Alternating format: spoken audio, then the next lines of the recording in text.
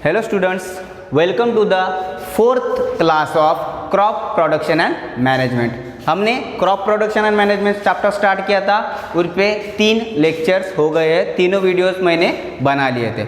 I hope कि आपने वो तीनों वीडियोस अच्छे से देख लिए होंगे, उसकी प्रिपरेशन भी अच्छे से की होंगी। ठीक है, आज के हम वीडियो में देखने वाले हैं उसका सेकंड पोर्शन। ओके, मतलब उसका सेकंड पार्ट हम देखने वाले हैं। अब जो लास्ट लेक्चर था, हम लास्ट लेक्चर में देखा था, हमने वीड्स देखा था।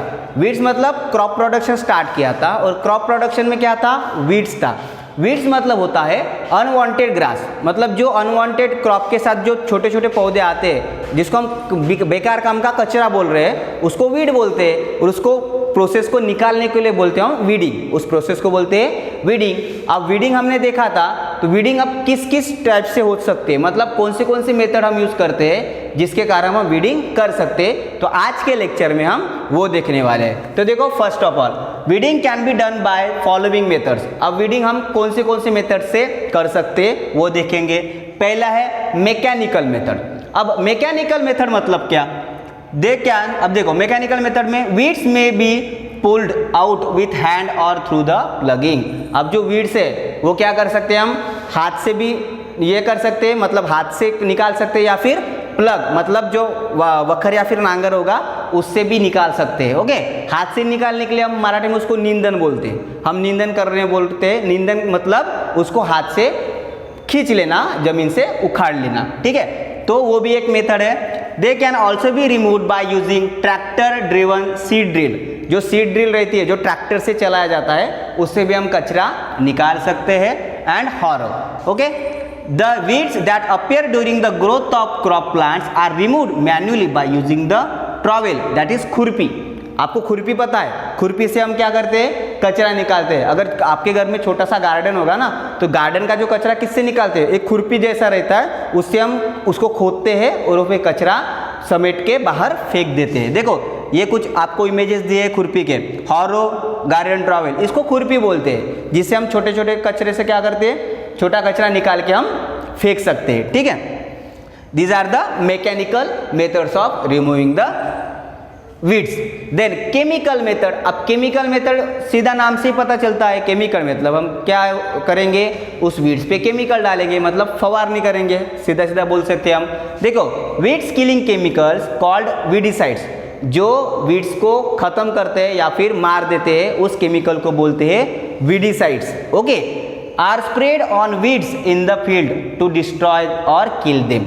उनको खत्म करने के लिए, उसको डिस्ट्रॉय करने के लिए जो हम फवारा करते हैं, मतलब जो औषध यूज करते हैं, जो मेडिसिन यूज करते हैं, उसको वीडिसाइड्स बोलते हैं। फिर हम क्या करते हैं, उसको स्प्रे करते हैं उस कचरे पे, ताकि वो कचरा मर जाए। Okay, a common weedicide is 2D4। Common weedicide का नाम क्या है, 2D4, that is 2D डाइक्लोरोफेनॉक्सिल।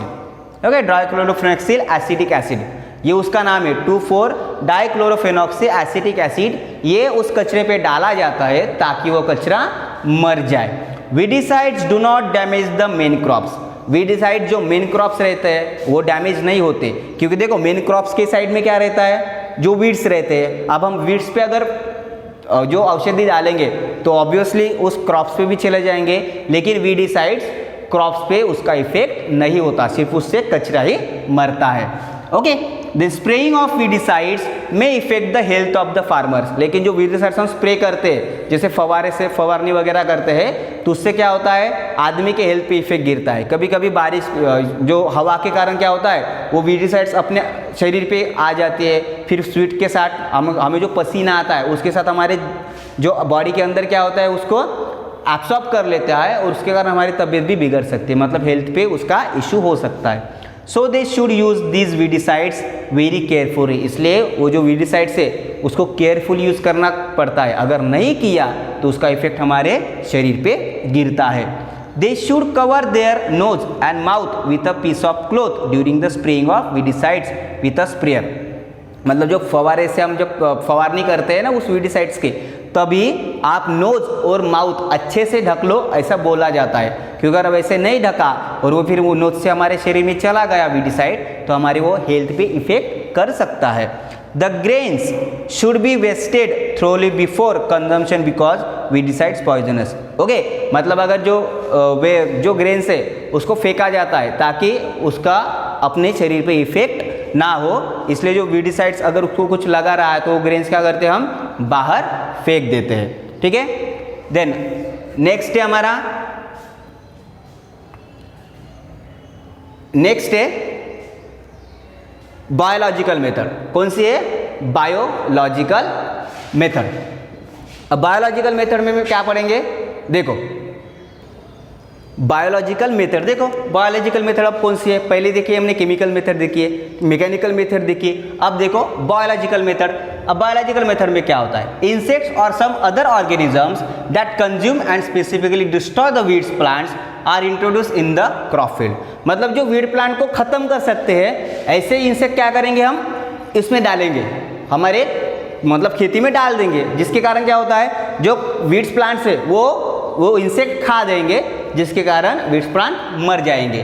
This is called biological control of weeds. Biological क्यों बोला है, क्योंकि हमने बायोलॉजिकल इंसेक्ट यूज किए हैं, इसलिए उसको बायोलॉजिकल मेथड बोला गया है। The best Indian example of biological control is weeding of prickly pear cactus, that is opuntia, by using the cochineal insect। Okay, cochineal insects हम क्या करते हैं, हमारे मतलब खेती में डाल देते हैं, जिसके कारण क्या होता है, cochineal insects हमारे क्रॉप्स को नहीं खाते, लेकिन जो वीड प्लांट्स है, जो बिना काम का कचरा है, उसको वो क्या करते हैं, खा देते हैं। उस प्रोसेस को बोलते हैं हम बायोलॉजिकल मेथड। आपके बुक्स में ऐसे कुछ डायग्राम्स दिए, वो देख लेना, उसको अच्छे से स्टडी कर लेना। Then B, protection from pest and diseases. मतलब अभी क्रॉप पे बहुत सारे डिसीजेस भी आ जाते हैं, है ना, छोटी छोटी अड़ी आ जाती है ना, छोटे छोटे इंसेक्ट आ जाते हैं, फिर उससे किस तरीके से बचाव किया जाए वो देखेंगे। Pest are organism that attack and damage the crops. Pest क्या होते हैं, ऐसे ऑर्गेनिज्म होते हैं जो क्या करते हैं, क्रॉप्स को डैमेज कर देते, खत्म कर देते हैं, मतलब वो एक प्रकार का डिसीज बोल सकते हैं हम उसको। They may be rodents, that is rats, आपको पता है रैट्स।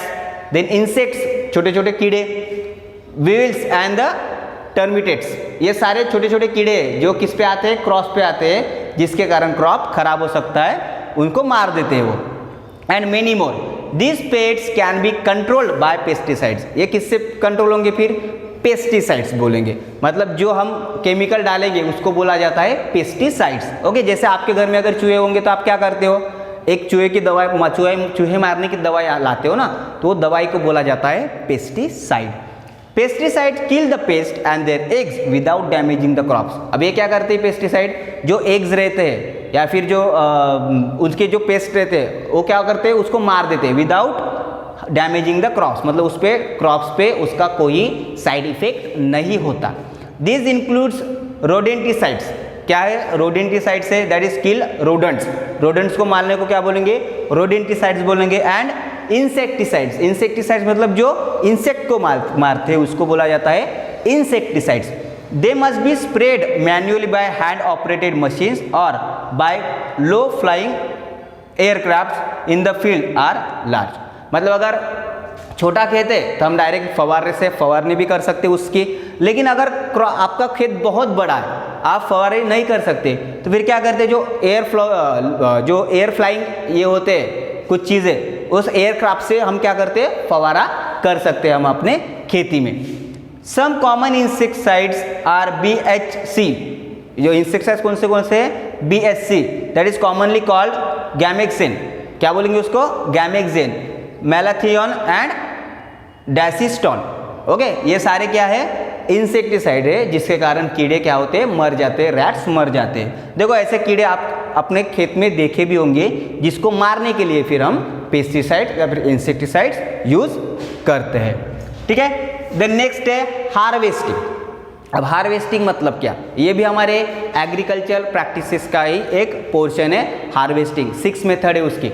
हार्वेस्टिंग मतलब क्या, जैसे आपके घर की खेती, आप खेती कर रहे हो, आपके घर के प्रोडक्शन, क्रॉप प्रोडक्शन हो गया, अब उसको काट दिया जाता है और काट के फिर आपको घर पे लाना पड़ता है। तो जो काटने की प्रोसेस है, उस काटने की प्रोसेस को बोलते हैं हम हार्वेस्टिंग, मतलब वो फाइनल प्रोसेस रहती है। It is usually takes 3 to 4 months for cereal crops to manure. मतलब जो क्रॉप्स है उसको पकने में 3 से 4 महीने लगते हैं। The process of cutting and gathering of crops after its maturation is called as harvesting. अब वो क्रॉप बड़ा हो गया, वो मैच्योर हो गया, उसके दाने अच्छे से आ गए, फिर उसको क्या करोगे आप, काटोगे और उसको एक जगह अच्छे से जमा करके रखोगे, उस प्रोसेस को बोलते हैं हम harvesting. Once the crop matures it is harvested, cut and gathered. In harvesting crops are pulled out और cut close to the ground. अभी हार्वेस्टिंग प्रोसेस में क्या किया जाता है, जो क्रॉप है ना उसको कट किया जाता है। एक तो पूरा का पूरा उसको जमीन से उखाड़ लेंगे, ये एक प्रोसेस रहती है, या फिर उसको एकदम जमीन के पास से उसको क्या करते हैं, काट डालते हैं, जिसको अपने कापनी बोलते हैं मराठी में, है ना। तो ये दो प्रोसेस से हम क्या करते हैं, उसकी हार्वेस्टिंग करते हैं। Harvesting in our country is either done by manually और बाय सिकल। मतलब एक तो हम हाथ से कर सकते हैं और बाय सिकल से कर सकते। सिकल मतलब वीड़ा बोलते हैं, मराठी में उसको वीड़ा बोलते हैं, जिसको हम क्या करते हैं, उसको काटते हैं और फिर उसको जमा करके रखते हैं। और by machine called as harvester. एक तो हाथ से करोगे तो एक तो वीड़ा से करना पड़ेगा, जिसको हमने क्या बोला है, सिकल बोला है, जिसको हम काटते हैं, या फिर आप हार्वेस्टर भी यूज कर सकते हो। हार्वेस्टर को किससे चलते हैं, मतलब वो बड़ी बड़ी मशीन्स रहते हैं हार्वेस्टिंग की, थ्रेशर्स वगैरह रहते हैं, तो उससे भी ये हम हार्वेस्टिंग कर सकते हैं। देखो यहाँ पे सिकल दिया है, जिसके कारण हम हार्वेस्टिंग कर सकते हैं, या फिर मैनुअल थ्रेशिंग। मैनुअल थ्रेशिंग मतलब हाथ से वो पिक को या फिर वो क्रॉप्स को ठोका जाता है ताकि उससे दाने अलग हो जाए। Okay, a machine called thresher is also use for threshing. जो थ्रेशिंग कर सकते हैं ना, मतलब क्रॉप से दाना बाहर निकालना, उसको हम थ्रेशिंग बोलते हैं। तो किससे कर सकते हैं हम, हैंड से भी कर सकते हैं या फिर थ्रेशर से भी कर सकते हैं। आपके घर में थ्रेशर आपने देखे भी होंगे, बहुत बड़े बड़े थ्रेशर्स रहते हैं या फिर छोटे छोटे भी थ्रेशर्स रहते हैं, जिसके कारण हम क्या करते हैं, थ्रेशिंग करते हैं। In large farms a machine called combine is used. अब जो बड़े बड़े हैं ना, देखो यहाँ पे ये बड़ी बड़ी मशीन्स रहती है, जिसके कारण क्या होता है, फटाफट से थ्रेशिंग किया जाता है, दाना एक दम में एक खेत में पूरा का पूरा दाना अलग अलग निकाल सकते हैं। A combine machine performs a double job as a harvester and a thresher. ये दोनों भी काम करते हैं, मतलब जमीन से वो क्रॉप निकालना, उसको काटना, काट के फिर उसका दाना बाहर निकालना, मतलब हार्वेस्टिंग और थ्रेशिंग, ये दोनों प्रोसेस एक इसमें किया जाता है, जिसका नाम है कॉम्बाइन मशीन। उसमें ना आदमी की गरज ही नहीं रहती, वो मशीनें उसको काटती है, मशीनें उसका दाना बाहर निकालती है। मतलब हार्वेस्टिंग भी वही करती है एंड थ्रेशिंग भी वही करती है, ठीक है। देन उसके बाद में storage, this is the last practice of the agriculture practices, मतलब लास्ट पोर्शन है उसका। देखो आप स्टोरेज, आपका घर में जो दाना अभी तैयार हो गया, क्रॉप से निकाल लिया, फिर वो दाना क्या करोगे, आप घर पे लेके जाओगे, उसको स्टोर करते हो, है ना। ऐसे बहुत सारे बोरियाज रहते हैं, बोरी में आप क्या करते हो, उसको स्टोर करना पड़ता। अगर गीले जगह पे स्टोर करके रखा तो दाना खराब होता है, इसलिए प्रॉपर स्टोरेज मैनेजमेंट भी रहना चाहिए। अगर नहीं रहा तो आपके घर का दाना खराब हो सकता है। तो देखो स्टोरेज में अभी क्या क्या आएगा, proper storage of food grains is necessary to get the regular supply of food products throughout the year as proper storage products the food grains and other agriculture products from the pest, rodents and the other micros. मतलब आप जो store कर रहे हो वो ऐसे proper storage में रखना चाहिए ताकि उससे ना कोई मतलब दाना खराब हो, ना उसको कोई चूहे खा ले, ना उसको कुछ इंसेक्ट लगे। मतलब प्रॉपर स्टोरेज अगर रखा तो क्या होगा, दाना खराब नहीं होगा और आपकी मेहनत वेस्ट नहीं जाएगी। Due to improper storage more than 10% of the crop produce is spoil in India. अब जो अपनी इंडिया में ना, जैसे अगर आपने वो स्टोरेज बराबर नहीं रखा किसान ने, तो क्या होगा, 10% से ज़्यादा अनाज वो स्टोरेज से ही खराब हो जाता है। मतलब बारिश गिरती है या फिर उस पर कुछ इंसेक्ट्स खा जाते हैं, रैट्स खा जाते हैं, तो 10% ऑफ क्रॉप प्रोडक्शन ऐसे ही चला जाता है अपनी इंडिया में। The harvested crop grains have more moisture content. जो हार्वेस्टेड क्रॉप्स रहते हैं, मतलब जो खेत से हम क्रॉप्स घर पे लाते हैं, उस पर क्या करते हैं, मॉइस्चर रहता है। मॉइस्चर है मतलब थोड़ा सा उसमें ठंडा हुआ पानी रहता है, पानी के प्रमाण उसमें रहता है। So before storing them the grain should be properly dried in the sun. आपने देखा होगा कि जो घर के गेहूँ वगैरह रहते हैं या फिर चना रहता है, गेहूँ चना आप लाते हो तो डायरेक्टली हम भरते नहीं है, उसको पहले सुखाया जाता है। क्यों सुखाया जाता है, क्योंकि अगर उसमें पानी रहा, मॉइस्चर रहा और अगर वो बोरी में बांध के रखा तो क्या होगा, उस पर बुरशी वगैरह आ जाती है कि दाना खराब हो जाता है ना। तो वो ना हो इसलिए उसको पहले सनलाइट में क्या किया जाता है, उसको सुखाया जाता है। To reduce the moisture content, moisture को कंटेन मतलब रिड्यूस करने के लिए। Once a commercial scale mechanical dryers with hot blower blowing air are used. अभी तो हॉट ब्लोइंग एयर का भी यूज़ किया जाता है, जो ब्लोअर रहता है उसमें दाना डालो फिर निकाल लो, उससे क्या होता है मॉइस्चर पूरा निकाल लेते हैं। This prevents the attacks bye insect, paste, bacteria and fungi. इससे क्या होगा, जो पेस्ट है, इंसेक्ट है, बैक्टीरिया है, फंगी है, ये सारी चीज़ें उससे क्या हो जाती है, खत्म हो जाती है।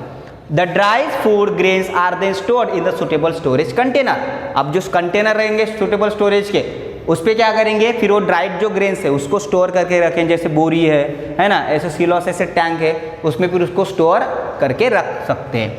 On a small scale farmer store grains in a jute bags और द मेटालिक बैग्स। मतलब जो छोटे छोटे पैमाने में, जैसे एक घर में अगर हम स्टोर रखेंगे तो घर पे किस में रखेंगे, ऐसे छोटे छोटे बोरी रहते हैं, है ना, जिसको हम पोता बोलते हैं, तो इसमें क्या करेंगे, वो दाना स्टोर करके रख सकते हैं, मतलब छोटे पैमाने पे अगर हमको रखना है तो। On a commercial scale food grains are stored in a gunny bags in granaries और सिलोस फिग्स। अगर मतलब बहुत ज़्यादा पैमाने में अगर वो जमा करके रखना है तो ऐसे बड़े बड़े टैंक्स में या फिर बड़ी बड़ी बोरियाँ रहती है, जिसमें हम क्या करते हैं, वो दाना स्टोर करके रख सकते हैं। मतलब घर पे अगर रखना है तो ऐसे रखेंगे, और अगर बहुत बड़ी कंपनी या फिर गोडाउन में रखना है तो इस ऐसे टैंक में हमको रखना पड़ता है। ओके, देन उसके बाद में है हाइब्रिडाइजेशन। अब हाइब्रिडाइजेशन मतलब क्या होता है, आपने देखा होगा आजकल बहुत सारी जो कपास की है, सोयाबीन की है, जो वेराइटी अलग अलग मिलती है, ऐसे बहुत सी वेराइटी रहती है कि आप अगर दुकान में जाओ ना खरीदने के लिए तो एक ही वेराइटी नहीं मिलती, एक वेराइटी की कपास की सीड नहीं मिलती, बहुत सारी वेराइटी रहती है। तो सर ये वेराइटी एक जैसी मतलब रहती तो एक ही है, कपास से ही बनेगी, उससे कपास ही तैयार होगा, लेकिन ऐसे बहुत सारी वेराइटी क्यों है, क्योंकि उसमें हाइब्रिडाइजेशन किया जाता है। हाइब्रिडाइजेशन मतलब वो नेचुरली सीड तैयार नहीं होगी, उसको मैन्युअली उसमें कुछ अदर प्रॉपर्टीज डाली जाएगी, जिसको बोलते हैं हम हाइब्रिडाइजेशन। देखो, hybridisation is a technique use for developing new varieties of crops by cross breeding two different varieties. मतलब दो अलग अलग डिफरेंट वेराइटीज है, जैसे एक अच्छी फसल देती है और एक वेराइटी है जिसपे रोग नहीं आता या फिर कोई डिसीज नहीं आता, फिर क्या करेंगे, इन दोनों सीड को कंबाइन करके एक दूसरा सीड बनाया जाता है, ताकि क्या होगा, वो फसल भी अच्छा देगा और उस पर डिसीज भी नहीं आएगा। मतलब अलग अलग दो सीड लगाने के बजाय दो से एक बनाओ, फिर वो एक ही सीड यूज करो, उस प्रोसेस को बोलते हैं हम hybridisation. Okay, so the new variety hybrid contains the desired characteristics of both the parents. अब ऑलरेडी अगर दो मिक्स कर रहे हैं तो इसकी भी प्रॉपर्टीज इसमें रहेगी, इसकी भी प्रॉपर्टी इसकी रहेगी, मतलब दो से एक बनाओ तो ये इसकी भी प्रॉपर्टी रहेगी और इसकी भी प्रॉपर्टी रहेगी, ताकि हमारी फसल अच्छी हो जाए। For hybridisation one plant is selected as male and other as a female. अब उसके लिए एक को मेल कंसिडर करेंगे और इसको फीमेल कंसिडर करेंगे। The anthers of female plant are removed at the birth stage to prevent the self pollination. अब जो फीमेल प्लांट रहता है, आपको पता है वहाँ पे पॉलिनेशन होता है, तो जो उसके एंथर्स है जिसके कारण पॉलिनेशन होता है उसको क्या किया जाता है, रिमूव किया जाता है, मैन्युअली क्या करता है, उसको रिमूव किया जाता है। ओके, उस प्रोसेस को बोलते हैं इमैस्कुलेशन, उस प्रोसेस को बोलेंगे इमैस्कुलेशन, जिसमें एंथर्स उस फीमेल से क्या किया जाता है, फीमेल प्लांट से निकाल दिए जाते हैं। Then the pollens of male plant are dusted on the stigma of emasculated flower। अब क्या होता है, जो पोलन ग्रेन्स रहते हैं वो किस में रहते हैं, मेल फ्लावर में रहते हैं, तो उसके पोलन ग्रेन्स उठा के जो फीमेल के जो स्टिग्मा है उस पर चिपका दिए जाते हैं, मैन्युअली उसको क्या कहते हैं, चिपका दिया जाता है। Okay, once the process of pollination is done, एक बार अगर वो पॉलिनेशन की प्रोसेस हो गई, the male and female gametes fuse and produces the hybrid seed. अब उसके बाद क्या होता है, आपको पता है कि हाइब्रिडाइजेशन होता है। ओके, मतलब जो उसकी प्रोसेस होती है, मेल गैमेट्स फीमेल गैमेट्स तैयार होते हैं और फिर उससे क्या होता है, न्यू सीड तैयार होता है, that contains the characters of both male and female. अब ये मेल और फीमेल दोनों से बना है तो उसकी दोनों की प्रॉपर्टीज रहेगी। मैंने बोला एक अच्छा क्रॉप देता है और एक पे डिसीज नहीं आता, तो दोनों फिर कंबाइन कर लो, फिर वो अच्छा क्रॉप भी देगा और वो डिसीज भी नहीं रहेगा, मतलब ज़्यादा हमारे को इंसेक्टिसाइड पेस्टिसाइड यूज भी नहीं करने पड़ेंगे। ओके, तो उस प्रोसेस को बोलेंगे हम hybridisation. Then food from animals. अब एनिमल्स से कौन से फूड लेते हैं, आपको पता है, चिकन है, मटन है, फिशिंग है, ये सारी चीज़ें हम एनिमल से लेते हैं, मतलब हम एनिमल से भी फूड लेते हैं, प्लांट से तो लेते हैं लेकिन एनिमल से भी लेते हैं। The animals need good food, shelter and care for proper growth and food production. आपको पता है proper growth and food production के लिए जो फूड है, शेल्टर है, केयर है, उसके अच्छे से लेना पड़ता ताकि एनिमल से भी हमको क्या लगे, फूड मिले। The science that deals with breeding, feeding and caring of domestic animals is called as animal husbandry. मतलब जो घर के जो हम एनिमल्स यूज़ करते हैं, जैसे ये हो गया, मतलब हेन जिसको हम कोमड़ी बोलते हैं, ओके, या फिर बकरी, गाय बकरी हम जो करते हैं, ये इनको क्या करेंगे, हम प्रॉपरली उनको घर पे रखेंगे, उनकी केयर करेंगे, उसकी फीडिंग करेंगे, मतलब उसको अच्छा खाना वगैरह खाने के लिए देंगे, ओके, मतलब चारा वगैरह देंगे। ये सारी प्रोसेस को हम क्या बोलते हैं, एनिमल हस्बेंड्री बोलते हैं। मतलब हम उसको क्या करके पालन पोषण कर रहे हैं ना, इसलिए उसको एनिमल हस्बेंड्री बोला जाता है। We get milk from cow, गाय से हमको क्या मिलता है, मिल्क मिलता है। बफेलो से भी मिलता है, गोट से भी मिलता है और कैमल से भी मिलता है। Milk is use to prepare the many products. अब मिल्क का बहुत सारी जगह यूज किया जाता है, जैसे बटर है, चीज़ है, कर्ड है, घी है, ये सारी चीज़ें किससे बनती है, मिल्क से। और मिल्क किससे बनता है, cow, buffalo, goat and camel से बनता है। Okay, we get eggs and meat, हम एग्स भी मतलब अंडे मिलते हैं, मीट या फिर मटन मिलता है, किससे मिलता है, हेन, ओके, डक, तुर्की, ओके, ये सारी चीज़ों से क्या मिलता है हमको, मटन वगैरह मिलता है। The production of the fish on a large scale by farming fish in the fish nurseries is known as pisciculture. मतलब अगर हम फिश है ना, फिश से भी हमको मतलब ये मिलता है, खाना मिलता है, तो फिश को अगर हम अपने खेत में वगैरह तैयार कर सकते हैं या फिर आर्टिफिशियली हम अपने घर पे उसको बना सकते हैं, तो उस प्रोसेस को बोलते हैं या फिर उसको बोलते हैं पीसी कल्चर। मतलब जहाँ पे फिश प्रोडक्शन होता है ना, जैसे गोट फार्म है या फिर पोल्ट्री फार्म है। पोल्ट्री फार्म मतलब जहाँ पे हम चिकन तैयार करते हैं, या फिर गोट फार्म है जिसपे भेड़ बकरियाँ वगैरह तैयार करते हैं। वैसे पीसी कल्चर है जहाँ पे हम फिश उत्पादन करते हैं, उस फिश उत्पादन को बोलते हैं पीसी कल्चर।